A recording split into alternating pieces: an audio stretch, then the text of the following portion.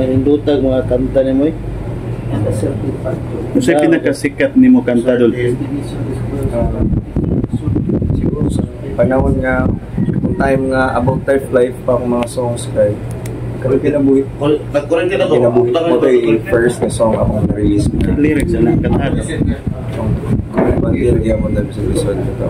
Itong bantir gyapon dali sa lisod, tumbangan yan katong and then yung ang panahon ni mo nausap na ang pace ng music.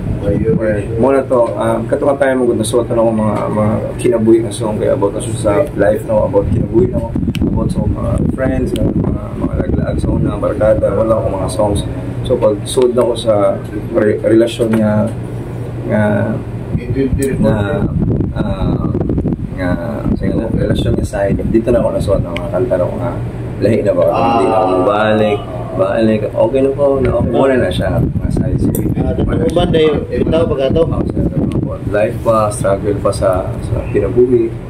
Pero mo ito yung isikat itong mayo ka ito man, okay na ka ito nga, hindi na kong balik ba?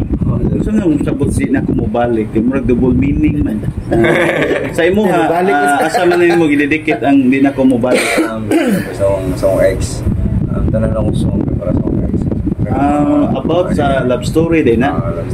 Ay tot manggod nga about sa kanang bisyo nga di na kumubalik, like ng drugs di na kumubalik ana. About love life din na siya. Side sa ngayon pero para sa akong ex to tanan. Ano to? Curious ko. Siguro, wala ko ba?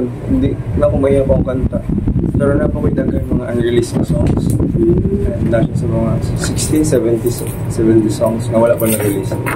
Dugay na ako nagsugod ka mga 15 years nagsugod ako. Pero delete pa siya, inaanap ka. May isugod siya o gana. Na-mature na gid ko sa kanta. Itong kinabuhi na ako pag 2018. Kinabuhi kung kanang inani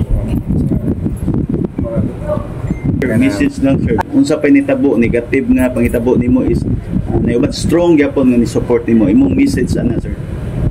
Wala pa yung message nila. Love you much. Baka ni picture kaya ang buhay.